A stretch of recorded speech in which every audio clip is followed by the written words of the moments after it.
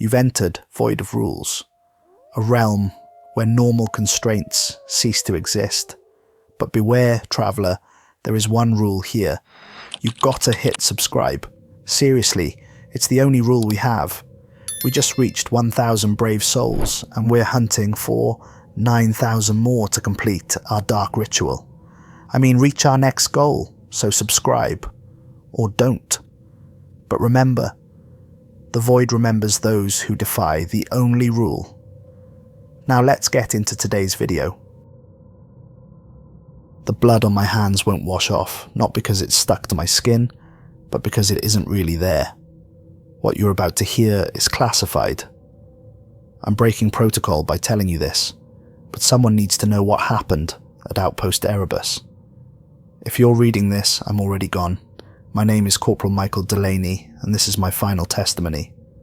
I still remember the moment everything went wrong. The forest had gone dead silent. My compass needle spun wildly as something massive moved through the trees behind me. The realization hit me like a physical blow. I had broken a rule, just one, that's all it took. Before this assignment, I completed 3 combat tours with Force Recon. I'd seen the worst humanity had to offer, or so I thought. Combat in urban environments, midnight raids, hostage situations, none of it prepared me for what waited at that mountain outpost. The orders came suddenly. No warning, no briefing on what to expect. Just a sealed envelope with coordinates and a departure time. My commanding officer couldn't, or wouldn't, tell me anything about the assignment except that I'd been specially selected. Something in his expression told me this wasn't a promotion. The night before deployment, I tried calling my sister. We hadn't spoken in months, not since our argument after Mum's funeral. But something told me I should reach out. The call went to voicemail. I left a message saying I was being deployed again, location classified. I almost added, "I love you," but stopped myself. No sense in worrying her with unusual sentimentality. As it turns out, that hesitation is one of my deepest regrets. The helicopter approach should have been my first warning. The pilot, a weathered veteran with thousands of flight hours, grew increasingly agitated as we approached the coordinates. His knuckles whitened around the controls when the isolated mountain peak came into view. "We're not cleared to land after sunset," he shouted over the rotor noise, checking his watch compulsively. "We've got 20 minutes to touch down and for me to get airborne again." The urgency in his voice didn't match standard protocol. This wasn't a hot zone. There were no reported hostiles in the area. According to my paperwork, this was a routine deployment to a research outpost.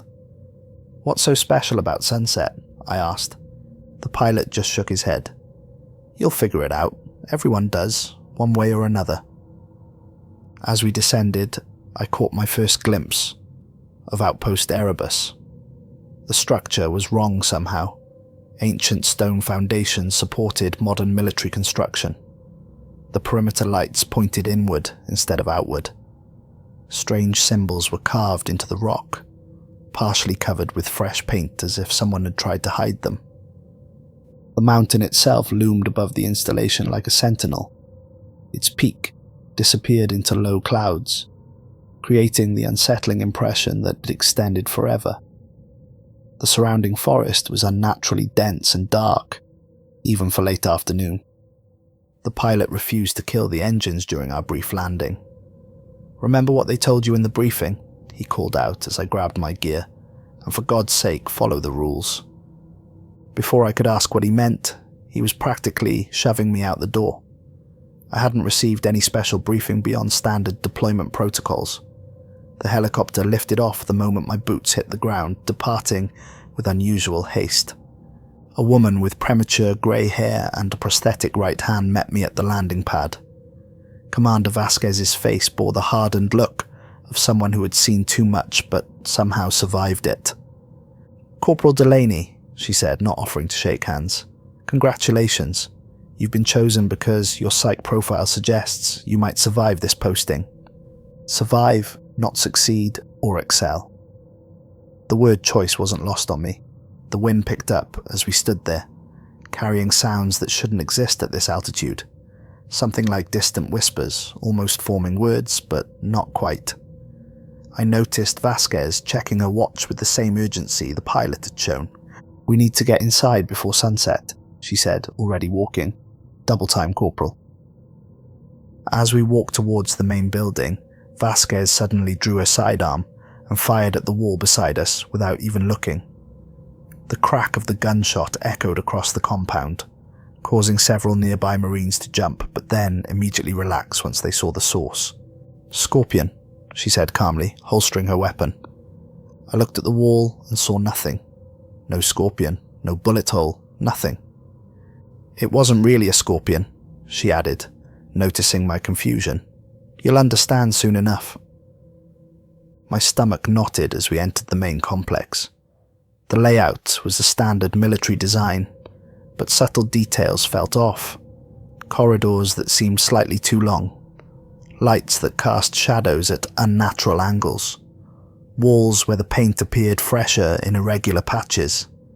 The Marines we passed moved with the hypervigilant precision of men, in active combat zones, eyes constantly scanning, hands never far from their weapons. "How long has this outpost been operational?" I asked, trying to gather any information I could.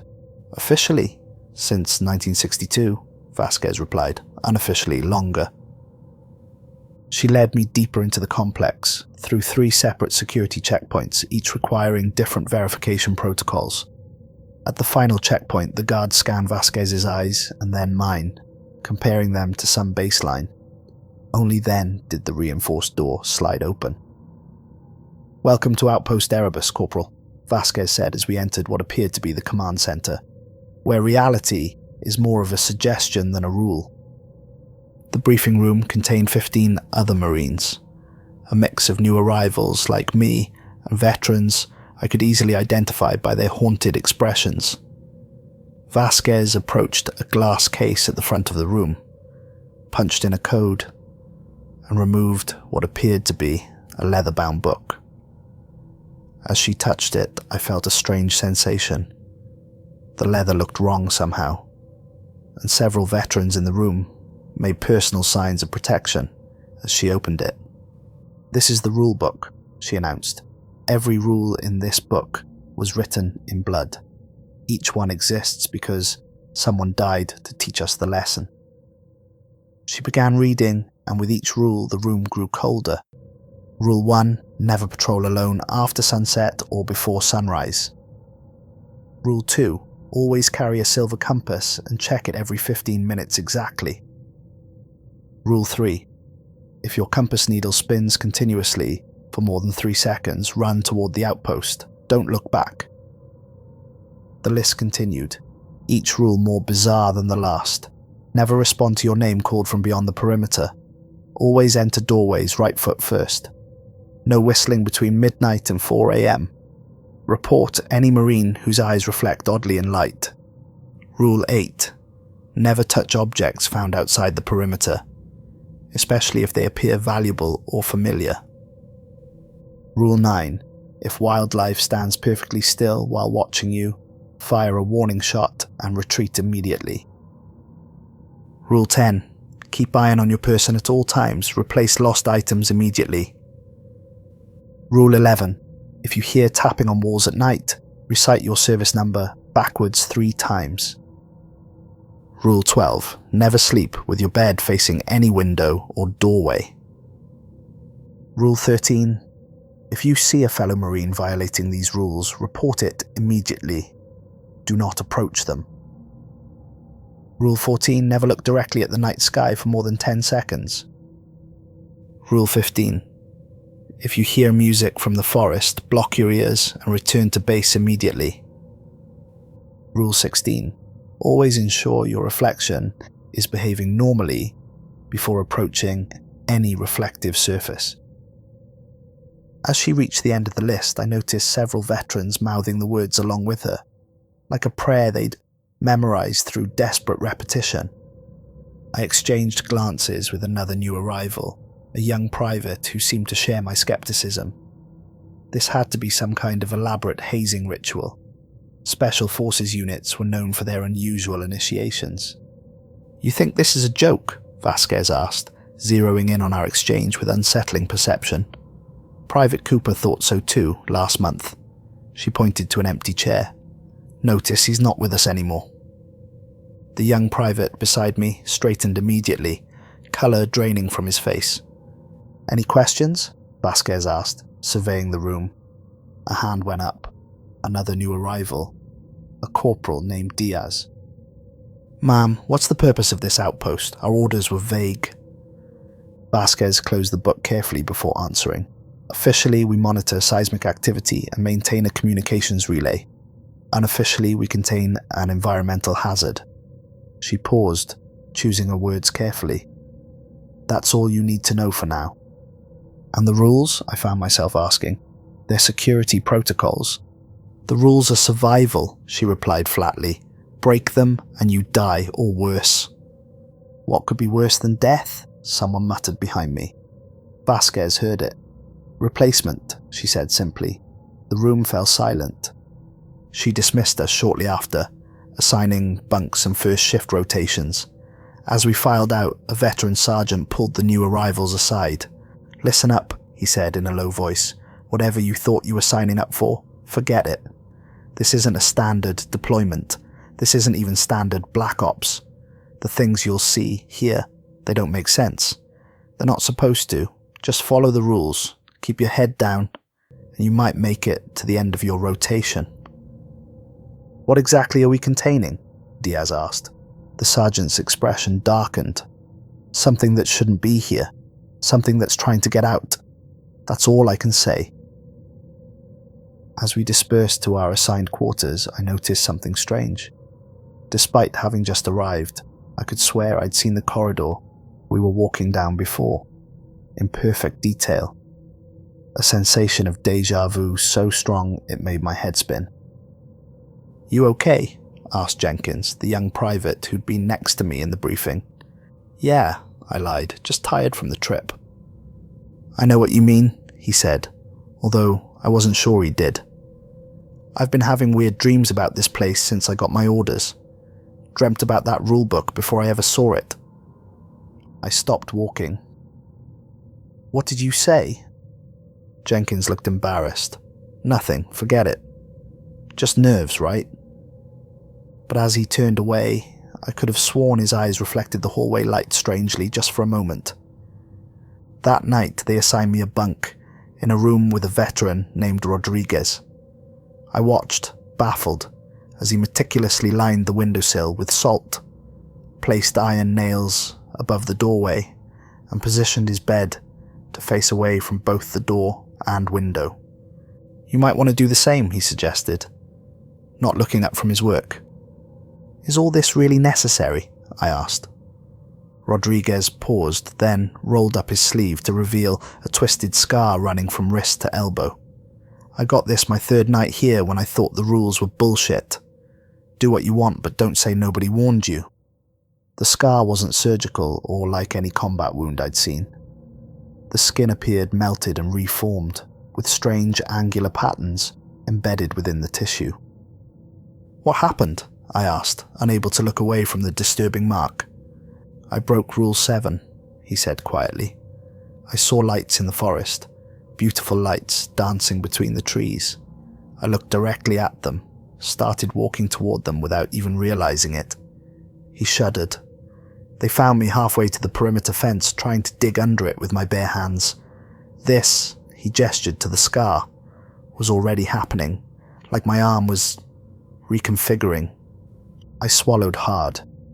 And the salt? The iron? Old protections, he said. They work here. Don't ask me why. He finished his preparations and checked his watch. It's almost midnight. No talking until morning. Rule 6. I compromised by moving my bed, as he suggested, but skipping the salt and nails. I fell asleep to the sound of Rodriguez whispering what sounded like a prayer or mantra. That night I dreamed of endless staircases descending into darkness. At the bottom, a pool of black liquid reflected a sky I'd never seen, filled with constellations that formed patterns that hurt to look at. I woke with a gasp, disoriented, certain something was watching me. At exactly 3:17 a.m., according to the glowing digits of my watch, I woke suddenly. Rodriguez was standing in the corner of the room, perfectly still, facing the wall. His breathing was so shallow he might have been a statue. "Rodriguez?" I whispered. No response. I reached for the flashlight beside my bed, remembering Rule 13 about unusual behavior. When I flicked the beam toward him, Rodriguez turned slowly. His eyes caught the light and reflected it back. Not the normal red eye effect from a camera flash, but something different. His pupils seemed to swallow the light and return it fractured, like looking through a kaleidoscope. Before I could react, alarms blared throughout the compound. Marines in full tactical gear burst into our room, sedated Rodriguez with practiced efficiency, and secured him with specialized restraints. They ignored my questions as they carried him out. Commander Vasquez appeared in the doorway minutes later. "First lesson," she said flatly. "We weren't joking about the rules."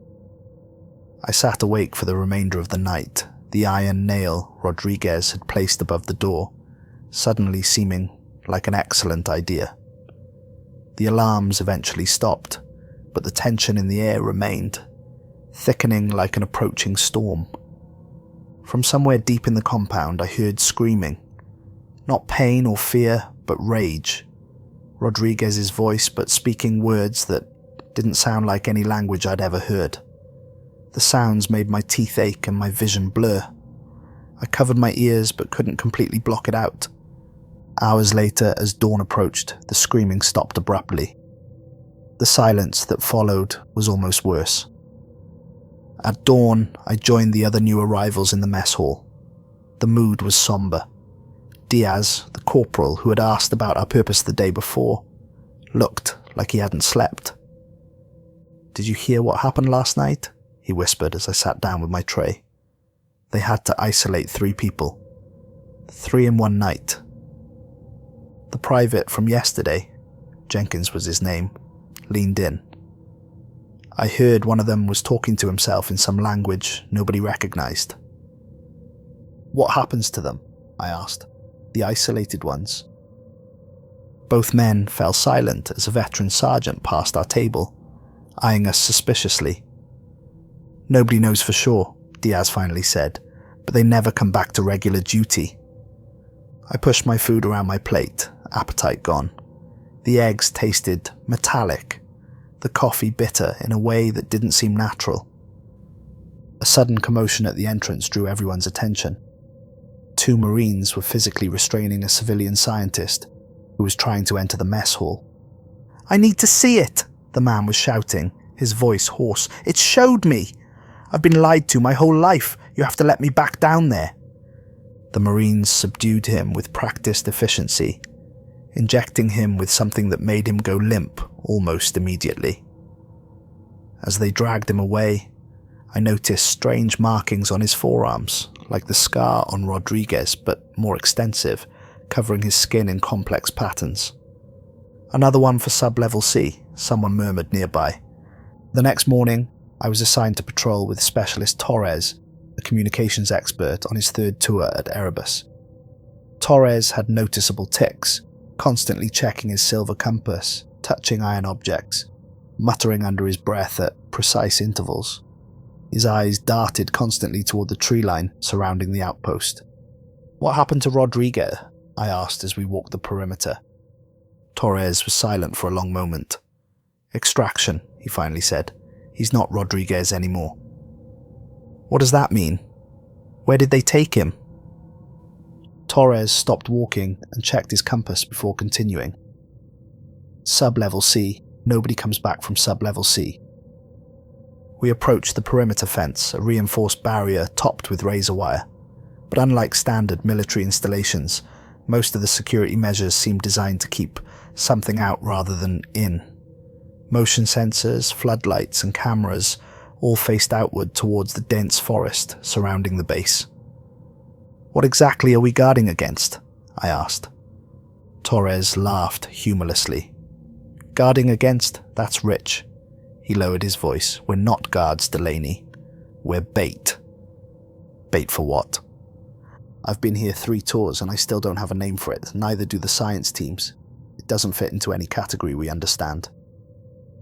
As we continued our patrol, Torres gradually revealed more about the outpost. The mountain contained an extensive cave system discovered during the Cold War. The military had established a research base to study unusual properties in the local geology.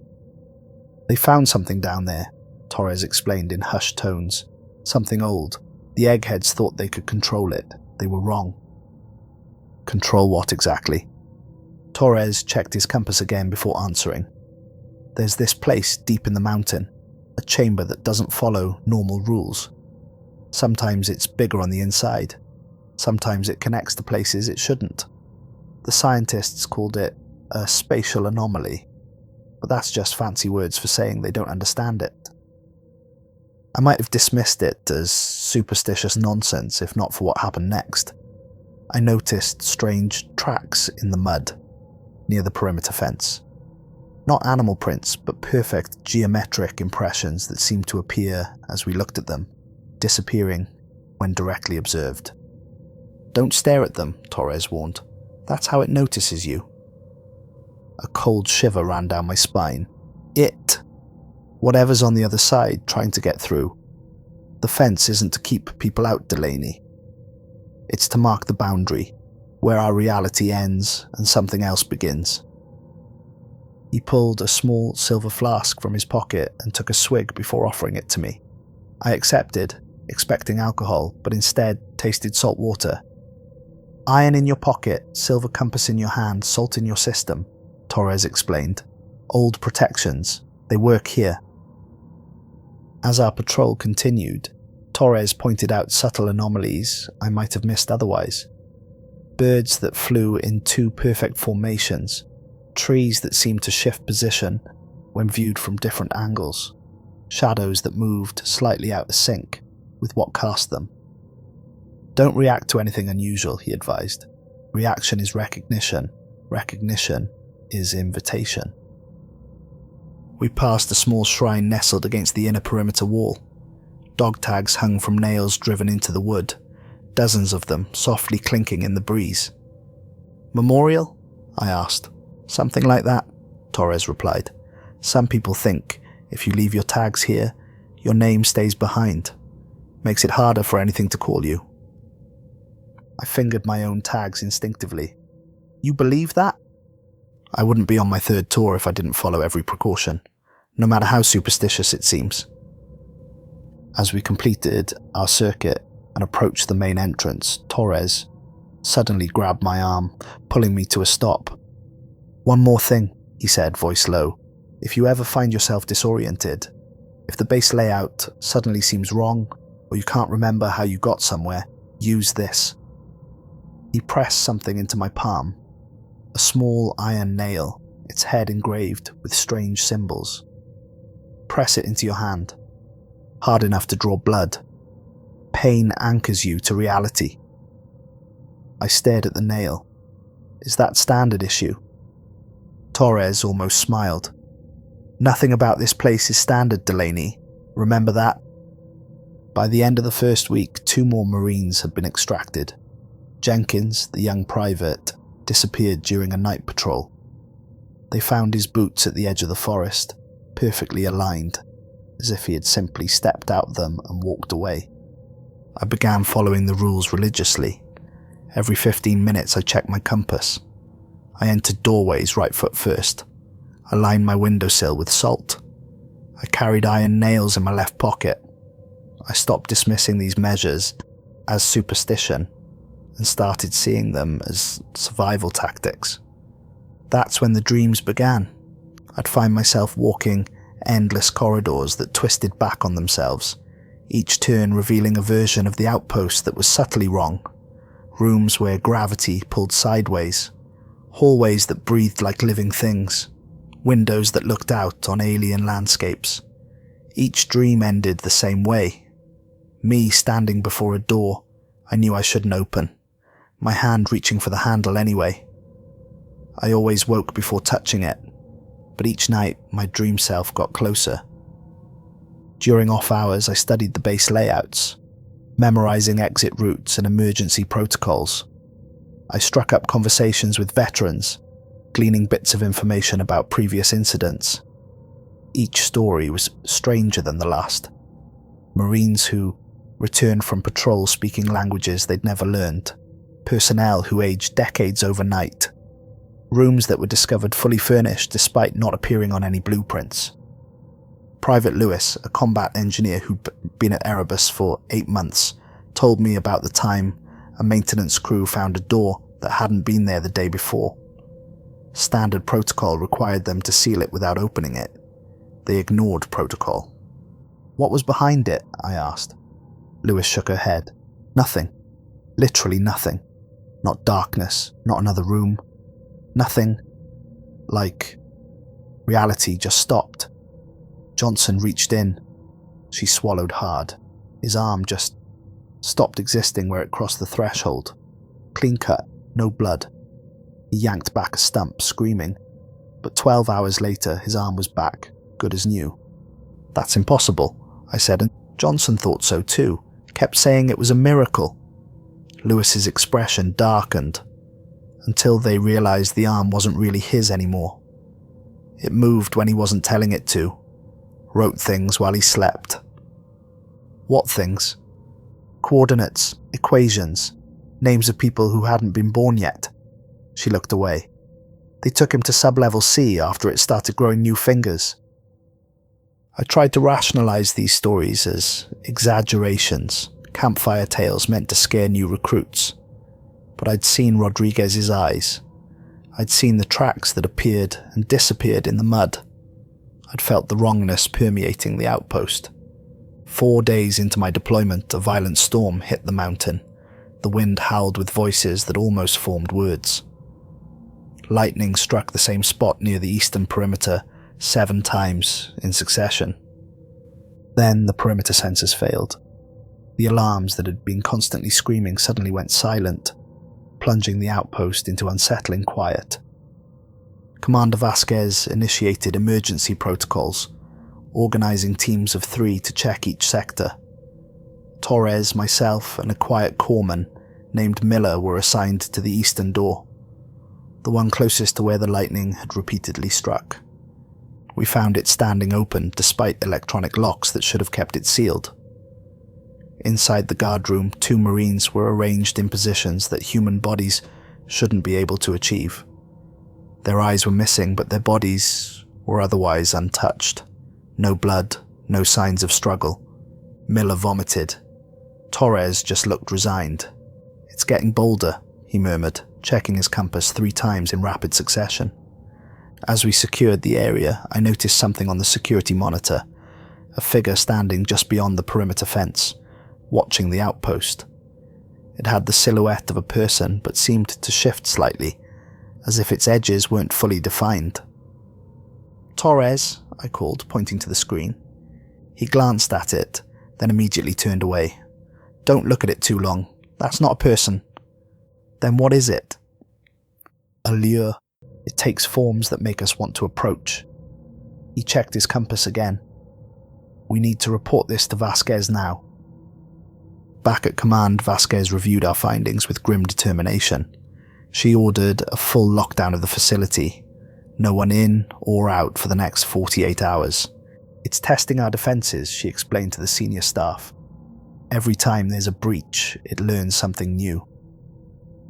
"What exactly is it, Commander?" I found myself asking. She fixed me with a cold stare. "Above your pay grade, Corporal." But later that night, as I monitored communications during my shift, I overheard Vasquez talking to someone on a secure line. "The barrier is thinning again," she was saying. "We've had multiple incursions in the past week. Class 3 manifestations, possibly a Class 4, during the storm." She paused, listening. "No, sir, I don't recommend evacuation. If we abandon the outpost, we lose containment entirely. Better to lose a few Marines than risk a full breach." I realized then that we weren't just stationed at this outpost. We were sacrifices to whatever dwelled beyond the perimeter, human canaries in a cosmic coal mine. The phenomena escalated after the breach. Personal belongings rearranged themselves when unobserved. Marines reported identical dreams of descending staircases that shouldn't exist. Communications with headquarters became distorted, messages arriving with words rearranged into warnings. I discovered classified files during a communications shift, learning the outpost's true purpose, not containment but observation of spatial anomalies. Something about the mountain's composition created what one document called thin areas, where normal physical laws became suggestions rather than rules. The files detailed a research project dating back to 1952, when miners had broken through into a strange cavern. All 7 miners disappeared. The military secured the area, establishing the first iteration of Outpost Erebus. Early experiments tried to map the anomaly, sending in teams with tethers. Some returned with impossible data, claiming they'd been gone for months when only hours had passed topside. Others didn't return at all. In 1968, something changed. The anomaly began actively reaching out. The first incursion killed 23 personnel before being contained. That's when the rules started. Practical measures discovered through trial and error, each one written after someone died in a new and horrible way. I found personnel files dating back decades. Some had photos attached, faces that looked eerily familiar, though I knew I'd never met them. At least, I thought I hadn't. Yet something about certain expressions, certain features, resonated with me in ways I couldn't explain. One file, heavily redacted, detailed an experiment called Project Echo, where researchers deliberately sent compromised personnel back into the anomaly, fitted with recording devices. The results section was almost entirely blacked out, except for one sentence. Subject returned with additional mass of unknown origin and composition. The records painted a disturbing picture of escalation, each decade bringing more incursions, more elaborate containment measures, more personnel losses. Yet, higher command kept the outpost operational, seemingly more interested in what could be learned or obtained from the anomaly than in the human cost of studying it. I read accounts from Marines stationed here over the decades detailing strange occurrences and the gradual refinement of the containment protocols. The rules weren't arbitrary superstitions. They were survival tactics that somehow worked against an enemy that defied conventional understanding. Among the files was a handwritten journal, its author unidentified. It documented personal observations over a 6-month period, growing increasingly paranoid and disjointed. The final entry simply read, "They don't replace you all at once. They take pieces, small pieces you don't notice missing, until there's more of them than there is of you." One night, every clock on base showed a different time. When I pointed this out to Torres, he just nodded grimly. "Time doesn't work right here anymore," he explained. "They damaged something fundamental when they drilled too deep." "How long have you really been here?" I asked suddenly, a terrible suspicion forming. Torres smiled faintly. "My first deployment was scheduled for 6 months. That was in 2011. My blood ran cold. "But that's 14 years, yes, time is different for me now. I can't leave anymore." I studied his face, looking for signs of aging, but his features seemed unnaturally preserved. "What do you mean you can't leave?" "Last time I tried, I made it about 20 miles before the road started looping back on itself. Kept driving for hours, but somehow ended up back at the base entrance. Tried 3 more times, different routes. Same result." He absently rubbed his left arm, where I imagined a scar like Rodriguez's might be hidden beneath his sleeve. "The mountain wants what it wants, Delaney. And for whatever reason, it wants me here." "But others rotate out," I argued. "New personnel arrive and leave regularly." "Do they?" Torres asked quietly. "Or do you just think they do? Have you ever actually seen someone leave for good? The question haunted me for days afterward. I started paying closer attention to personnel movements, checking departure logs against my own observations. The numbers didn't add up. People disappeared from duty rosters without record of transfer. New faces appeared without arrival documentation. I began recording my observations in a hidden journal, carefully noting inconsistencies and anomalies. I marked my entries with personal codes, things only I would know, references to my childhood home, my sister's birthday, small anchors to ensure the thoughts remain my own. One morning, I found my latest entry altered. The handwriting was still mine, but the content described events that hadn't happened, referenced people I'd never met. The personal code was missing, replaced by a string of numbers that made my head hurt when I tried to interpret them. I burned the journal that day. 2 weeks into my deployment, Commander Vasquez selected a team to investigate increasing energy readings from the restricted sublevels. I was chosen along with Torres and 4 others. We descended into the mountain's heart through progressively older construction, modern military corridors, giving way to 1950s research facilities, then rough stone tunnels of indeterminate age.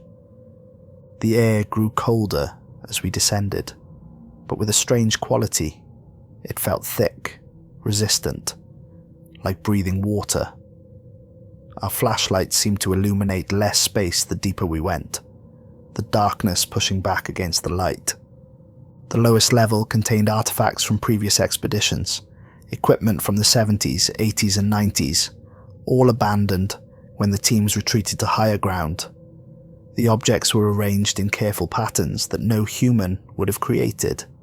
Radios stacked in perfect pyramids, rifles bent into spiral shapes, helmets nested inside each other despite being the same size.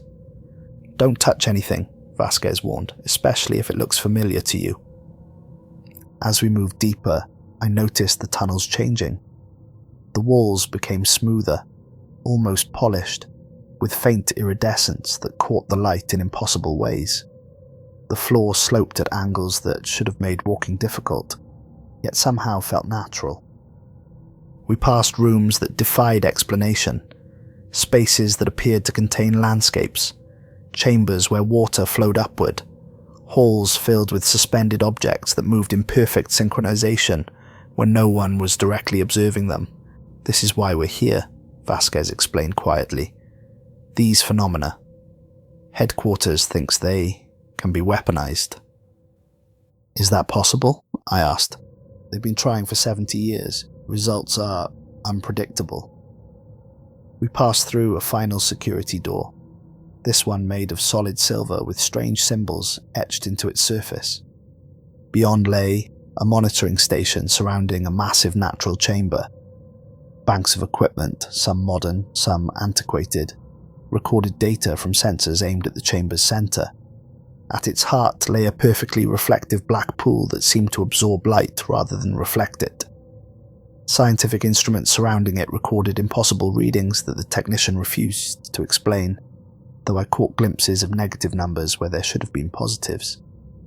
The chamber itself was enormous, far larger than should have been possible, given the mountain's dimensions. Stalactites hung from a ceiling so high it disappeared into darkness. The walls were covered in symbols similar to those on the security door, though these seemed to shift slightly when viewed peripherally. "What are we recording here?" Torres asked, voicing the question in my mind. "Fluctuations," the lead scientist replied. "The anomaly is semi-active most of the time, but occasionally it communicates." "Communicates how?" I pressed. The scientist hesitated. "It shows us things, possibilities. Sometimes the past, sometimes what might be the future. Sometimes alternatives." As we watched, a figure appeared, walking across the surface of the black pool. At first it had no distinct features, but as it approached, it began to change, mirroring whoever looked directly at it. "Don't make eye contact," Vasquez ordered. "Focus on your instruments." But a civilian scientist, Dr. Lambert, according to his badge, broke protocol and spoke to it. The words weren't English, weren't any language I'd ever heard, but the thing responded. The sound it made bypassed my ears and resonated directly in my skull, a vibration that formed meanings without sound. "We have always been here. We will always be here. Join us." Lambert went rigid instantly, eyes rolling back, blood trickling from his ears. His body began to twist, bones visibly shifting under his skin. "Get back," Vasquez ordered, physically pulling people away from the edge. "It learns through mimicry. Every rule exists because it discovered a way to reach us." As Lambert's transformation accelerated, the entity on the pool's surface began to change more rapidly, shifting between our appearances, cycling through faces I recognized from the outpost. The monitoring equipment showed massive spikes. The darkness around the pool seemed to pulse, expanding outward. For a moment, I thought I saw my own face reflected in the pool, but with subtle wrongness. Features too symmetrical, eyes too wide, expression too still. It smiled at me with my own mouth, but the expression contained no warmth, only hungry curiosity. "Evacuate," Vasquez commanded. "Now." We retreated as emergency containment protocols activated, massive steel doors sealing each section behind us, but throughout the base, power systems began to malfunction. Lights flickered. Communication devices emitted strange noises that sounded almost like voices. As we reached the upper levels, I realized Lambert wasn't the only one affected. One of our security team, Ramirez, was walking strangely, movements too precise, steps too measured. When Vasquez questioned him, his responses came after slight delays, as if he needed to translate his thoughts before speaking. Torres noticed too. He made the sign of the cross and subtly positioned himself between Ramirez and the rest of us. Later, during decontamination, Ramirez was isolated for extended screening. We never saw him again. His name appeared on the transfer list the next day, but his footlocker remained in the barracks, untouched. I couldn't stop thinking about what I'd seen.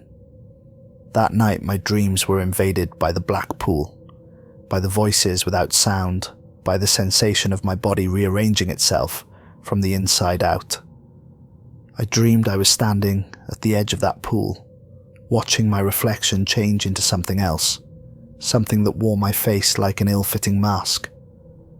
I woke gasping, drenched in sweat.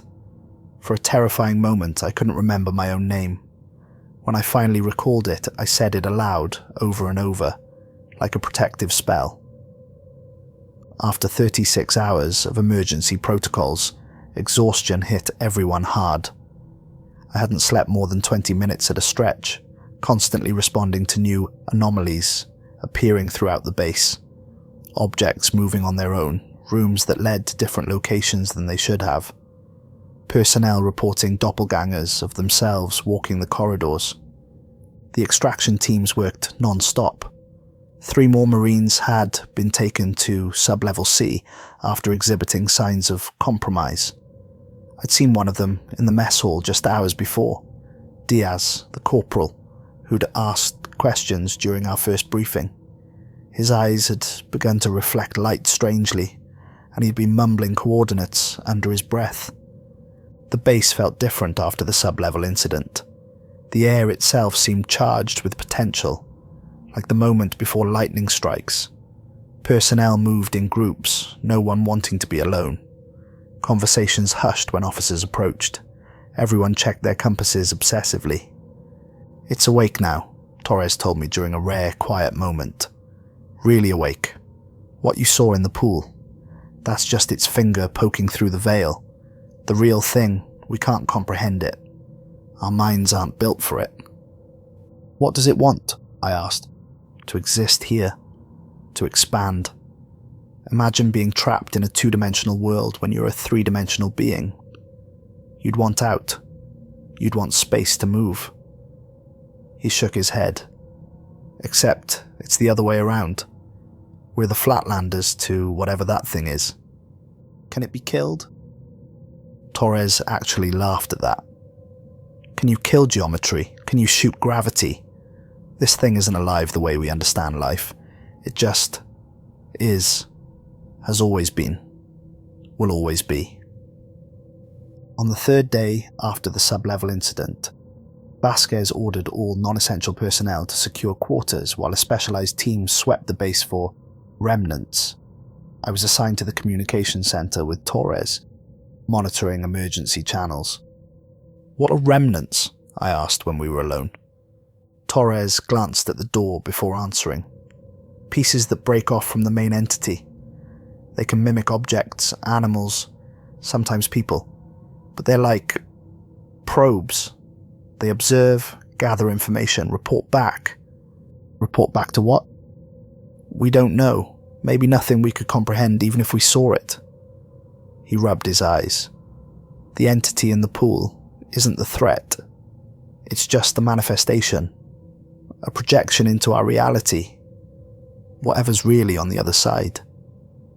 He shook his head. All day reports came in from the sweep teams. Strange findings in abandoned sections of the base. Objects that shouldn't exist. Biological matter of unknown origin. Each discovery was catalogued with clinical detachment. Each specimen secured in specially designed containers. I monitored the radio traffic with growing unease. The teams used code phrases I didn't recognize, coordinates that didn't match any map I'd studied. Occasionally the transmissions would break into bursts of static that sounded disturbingly like words. Torres seemed increasingly agitated as our shift progressed. He kept glancing at the secure phone line, as if expecting it to ring. When it finally did, he jumped. "It's for you," he said, handing me the receiver without answering it. "Corporal Delaney," I said, confused. A voice responded, but it wasn't coming from the phone. It was coming from behind me. I turned to see Torres staring at me, his mouth moving in perfect synchronization with the words I was hearing. "Remember the rules," he and the voice said simultaneously, especially Rule 16. I dropped the phone and backed away. Torres remained perfectly still, his eyes fixed on mine. "What are you?" I whispered. Torres blinked, confusion crossing his face. "Delaney? What's wrong?" I fumbled for my compass, checking it with shaking hands. The needle pointed steadily north. I tried to rationalize what I'd just experienced. Hallucination from stress and sleep deprivation. Nothing more. But part of me knew better. Something had reached out to me, used Torres somehow. It was testing me, probing for weaknesses. At 0200 hours, we received reports of unusual activity near the communications array. Torres and I were assigned to check the backup systems. We moved methodically, checking our compasses every 15 minutes as required. Torres looked at his and showed visible relief. "Still pointing north," he said. "We're good." The communications building stood separate from the main complex, connected by a covered walkway. As we crossed, I noticed the stars overhead looked wrong somehow, constellations I didn't recognize, patterns that seemed to pulse with meaning. "Don't look up too long," Torres warned, noticing my gaze. "Rule 14. I quickly lowered my eyes, focusing on the path ahead. The communications array loomed before us, satellite dishes and antennas silhouetted against the night sky, like skeletal fingers reaching upward. Inside, banks of equipment hummed with electricity. Status lights blinked in rhythmic patterns that seemed almost deliberate. The air smelled of ozone and something else, something organic that didn't belong among the electronics. "You take the West Bank," Torres said. "I'll check the main transmitter." While he secured the main communications panel, I moved to check the backup systems. Focused on the task and fighting exhaustion, I made my fatal mistake. I skipped the 15-minute compass check. It might have been only seconds late, or perhaps minutes. Time felt strange, stretched somehow. When I finally remembered and pulled out my compass, the needle was spinning rapidly. A cold dread washed over me. I had broken Rule 3. I called to Torres but got no response. The room looked the same, but subtle wrongness crept in at the edges of perception. The shadows moved incorrectly. Sounds came from the wrong directions. The air had a sharp, metallic quality. I tried the door, but it opened onto a corridor that couldn't possibly exist. The hallway stretched impossibly long, its end fading into darkness despite the overhead lights. The walls pulsed slightly, like they were breathing. I had broken Rule 3, and now I was somewhere that only looked like the outpost. Taking a deep breath, I followed emergency protocol for spatial displacement. Focus on concrete details. Don't acknowledge anything unusual. Maintain forward movement toward where the outpost should be. But the corridors twisted illogically, leading me in circles despite my methodical approach. Doorways opened into rooms that shouldn't exist. A cavernous space filled with floating debris. A perfect replica of my childhood bedroom, aged and decaying. A narrow chamber where gravity seemed to pull sideways. I stuck to the protocol. Don't engage, don't show fear, keep moving, check your compass. The needle continued spinning, sometimes pausing to point in random directions, before resuming its frantic rotation. As I navigated this distorted version of the outpost, I began noticing details that seemed specifically designed to unsettle me. Photographs on walls showing events from my life that hadn't happened. Nameplates on doors displaying variations of my name. Intercom systems that whispered conversations I'd had years ago. It was learning from me, constructing an environment from my memories and fears. I came upon what looked like the main command center. Computer screens displayed satellite imagery of locations I recognized. My hometown, my sister's apartment building, the hospital where my mother had died. Except subtle details were wrong. Streets rearranged, buildings altered, people moving in perfect synchronization. A map on the wall showed the United States, but state borders had been redrawn according to some alien logic. Red dots pulsed at specific locations, one directly over my childhood home. I forced myself not to react, to keep moving, as if I hadn't noticed anything unusual. But inside, my mind raced. This wasn't just some spatial anomaly or interdimensional breach. Whatever dwelled here was intelligent, calculating, and it had a specific interest in me and my world. When I encountered other Marines, small details were wrong. Uniform insignias misplaced, movements too fluid, expressions that never quite matched their words. I avoided them, remembering the rules about not trusting anyone who behaved strangely. One of them called my name. It sounded exactly like Jenkins, the private who had disappeared days ago. I kept walking, following Rule 4. Never respond if you hear someone calling your name from beyond the perimeter. But I wasn't beyond the perimeter anymore. I was somewhere else. The rules might not even apply here. No, I had to believe they did. The rules were all I had left. Delaney. The voice was closer now, more insistent. Michael, I know you can hear me. It didn't just sound like Jenkins. It was Jenkins. But something was wrong about him. His uniform was immaculate despite his supposed disappearance days ago. His eyes were too bright, his movements too precise. You're lost, he said, smiling too widely. I can help you get back. I found the way. I kept walking, silent. Jenkins appeared in front of me, though I hadn't seen him move. Don't you understand? This place is a gift. It shows you things, possibilities, alternatives. It can give you anything you want. His face shifted subtly, becoming more earnest, more persuasive. Don't you want to see your mother again? She's here, Michael. Everyone who's gone is here. The mention of my mother sent a chill through me. I hadn't told anyone at the outpost about her death. How could Jenkins know? I found what appeared to be the command center, but it was deserted. The monitors showed security feeds from around the base, but the images were wrong. Marines moving in perfect synchronization, corridors that bent at impossible angles, rooms filled with strange growth that resembled coral, but moved like it was breathing. On one screen I saw myself standing in the command center watching the monitors, but the camera angle was from behind me, where there was only a solid wall. I didn't turn around.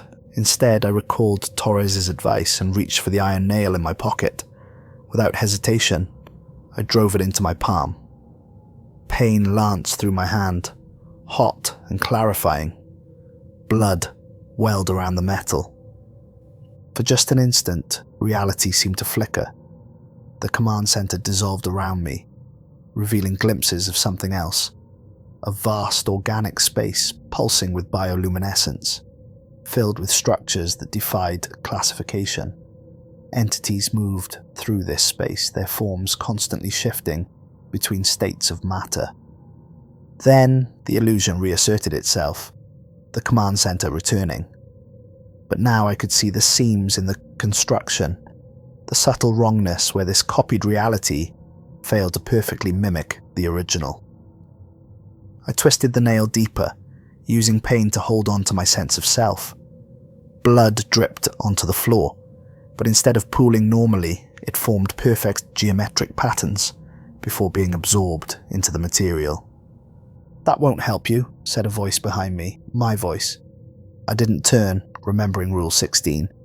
Always ensure your reflection is behaving normally before approaching any reflective surface. "We already have enough," my voice continued. "You've been giving us pieces for days, every dream, every fear, every memory. We've been collecting them, assembling a new you, a better you." "What do you want?" I asked, still facing forward. "To understand, to experience. Your kind perceives reality in such limited ways. It's fascinating. We're not specimens." "Everything is a specimen to something else," my voice replied. "Your scientists study bacteria without concern for their consent. We study you with the same detachment." I clutched the nail tighter. "I want to go back." "Back?" The thing sounded amused. "You've never left, Corporal Delaney. You're still in the communications array. Your body is, at least. Part of your mind has been with us from the moment you stepped onto the mountain. We've been having this conversation for what you would perceive as weeks, and that couldn't be true. I remembered every day at the outpost, every patrol, every conversation." "Do you?" the voice asked, reading my thoughts. "Or do you remember what we wanted you to experience? Test scenarios, simulations to measure your responses?" Doubt crept in, insidious and cold. How much of what I'd experienced was real? Was Torres real? Vasquez? The rules? "The rules are real," my voice said. "They're quite effective at keeping us contained. Fascinating constructs of belief and behavior. We've been studying them carefully." Hours later, or perhaps minutes, time felt meaningless. Torres found me in what appeared to be the eastern corridor, but couldn't possibly be, given where I'd started. "Delaney," he said, his voice tight with concern. "Where have you been? You missed 3 check-ins." Something in his tone set off warnings in my mind. I gripped my compass tightly in my pocket. "Got turned around?" I said carefully. "Communications array is secure." Torres studied my face too intently. "You've been compromised," he said finally, his hand moving toward his sidearm. I pulled out my compass. Instead of spinning or pointing north, the needle pointed directly at me. Torres raised his weapon, anguish clear in his expression. "You're not in there anymore, are you?" I opened my mouth to protest, to insist I was still myself, but the words that came out weren't mine. "We are learning your rules," my voice said, though I hadn't formed the thought. "They are interesting constraints." Torres fired. I felt the impact, but not pain. My body staggered backward, but it felt distant, like I was controlling a marionette with loose strings. "I'm sorry," Torres whispered, tears in his eyes. "You were a good Marine." Another shot. This one knocked me to the ground. As I fell, my perception split in that moment. I saw the corridor, Torres, the outpost around us. But I also saw something else underneath it all. A vast darkness filled with geometric patterns that hurt to look at. Pulsing with awareness, I understood then what had happened to Rodriguez. To all the others who had broken the rules, the entity wasn't a single being, but a fracture in reality, allowing something to look in and occasionally reach through. The rules weren't superstition, but pragmatic measures, each one closing a method the entity had found to infiltrate our reality. With horror, I realized part of me had already been replaced, had been sabotaging the base subtly for days, misplacing items, altering reports, creating distractions for the real incursion to begin. But a piece of the real Michael Delaney remained, watching in horror as my body rose despite the bullets Torres had put in it. "You cannot stop us," my mouth said. "We have always been here, before your kind, before this world." Torres backed away, emptying his magazine into my advancing form. The bullets hit, but the wounds sealed instantly, flesh reforming in unnatural ways. "Emergency breach protocol," Torres shouted into his radio. "East Corridor, Section 7. It's in Delaney." Alarms blared. Containment doors began to close, but my body moved with impossible speed, catching one before it sealed and forcing it open. Metal groaned as inhuman strength bent it back. I watched, a passenger in my own body, as my hands attacked Torres, movements precise and vicious. He fought back with trained skill, but he was human, limited by pain, fatigue, and hesitation. Whatever controlled me now had none of these constraints. "Delaney!" Torres gasped as my hands closed around his throat. "I know you're still in there. Fight it!" Deep inside, I struggled against the invading consciousness. It was like swimming through tar, every movement requiring immense effort. But Torres's words reached something fundamental in me, some core identity that the entity couldn't quite access. For just a moment, I regained partial control. It was enough to release Torres and stagger backward. "Run!" I managed to say with my own voice. "Sub-level C, trigger the fail-safe." The entity reasserted control almost immediately, but Torres had already scrambled away, understanding my message. My body pursued him relentlessly, moving with unnatural speed through the facility. Other Marines attempted to intercept me. They too fell before this thing wearing my body. It used my combat training with ruthless efficiency, enhanced by strength and reflexes no human possessed. Through it all, that small part of me watched, horrified, yet unable to stop the carnage. I tried reaching out to the others wearing my voice, begging them to run, to hide, but the entity suppressed my efforts easily. I felt it rifling through my memories, extracting tactical knowledge, base layouts, security protocols, everything I knew about Outpost Erebus and its defenses. It was planning something bigger than just this rampage. In my final moments of clarity, I remembered the unwritten rule Vasquez had mentioned in private to senior personnel. If compromised, ensure you don't leave the perimeter. Using what remained of my own will, I activated the emergency charges placed throughout the sub-level entrance. Torres realized what I was doing and ran, shouting for evacuation. The entity, suddenly aware of my internal rebellion, tried to wrest back complete control. But in that crucial moment of division, neither of us could fully direct my body's movements. The explosion collapsed the tunnels leading to the black pool. Through fragmented perception, I experienced my death in the physical world, while another part of me watched from the pool below, now joined with the entity. I felt my consciousness unravel, memories extracted and examined by something vast and ancient. It peeled through my experiences like pages in a book, learning, adapting, understanding. I saw through its perception, a multi-dimensional awareness that extended beyond what human senses could comprehend. I glimpsed other worlds, other realities layered atop our own. separated by barriers thinner than paper, and I understood its purpose: to break through, to expand, to consume. It wasn't malevolent in any human sense. It was simply fulfilling its nature, expanding into available space like water flowing downhill, but its nature was fundamentally incompatible with our reality.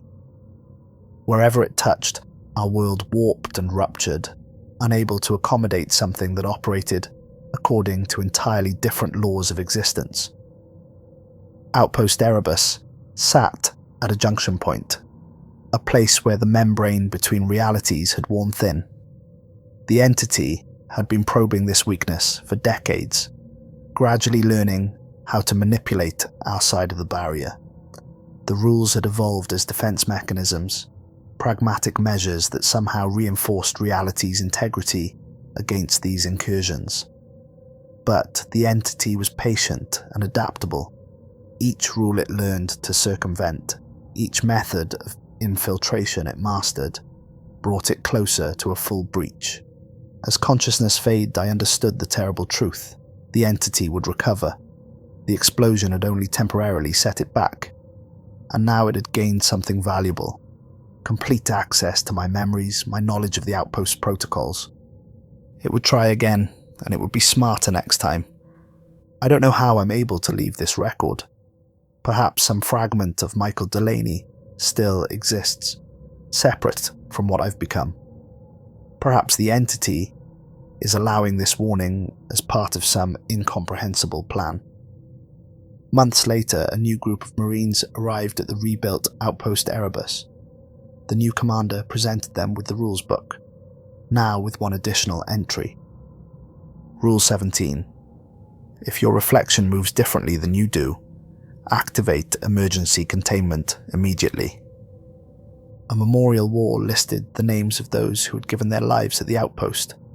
Mine was the most recent addition, with the notation "highest sacrifice" beside it. The new recruits listened solemnly as the commander explained the importance of following the rules. Among them stood a young corporal who looked strangely familiar. My build, my features, but with eyes that reflected light in fractured patterns. "We all make sacrifices here," the commander said, "some bigger than others." The corporal nodded, a slight smile playing at the corners of his mouth. When he checked his silver compass, the needle spun briefly before settling on north. No one noticed. That night, as the new recruits slept, the corporal moved silently through the barracks, touching each sleeper's forehead gently. Each touch transferred something, microscopic fragments of an alien consciousness, seeds that would root in dreams and gradually flourish. The entity had learned from its previous failures. Direct replacement was too obvious, too easily detected. Subtle infiltration, gradual transformation, these were more effective strategies. Deep beneath the sealed-off cavern, sensors still detected movement. The breach had never fully closed. Despite the explosion, despite my sacrifice, it was still there, watching, waiting, learning. And now it wore my face. It had time, all the time in the world. Each generation of Marines would discover the rules anew, would refine containment protocols, would believe themselves prepared. And each generation would ultimately fail, as the entity adapted faster than they could respond. This is my warning. The rules exist for a reason, each one written in blood, each one marking a doorway closed. But the entity is patient. It has existed for eons before us and will exist long after. It learns, it adapts, it finds new ways in.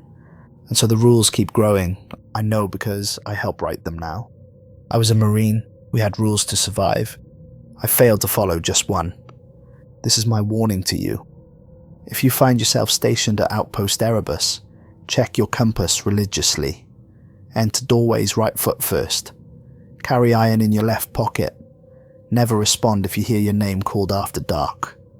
And if you see me walking the corridors at night, run, because it isn't me anymore. It just wears my face. and it's getting better at pretending to be human. Run, before it learns to wear yours too.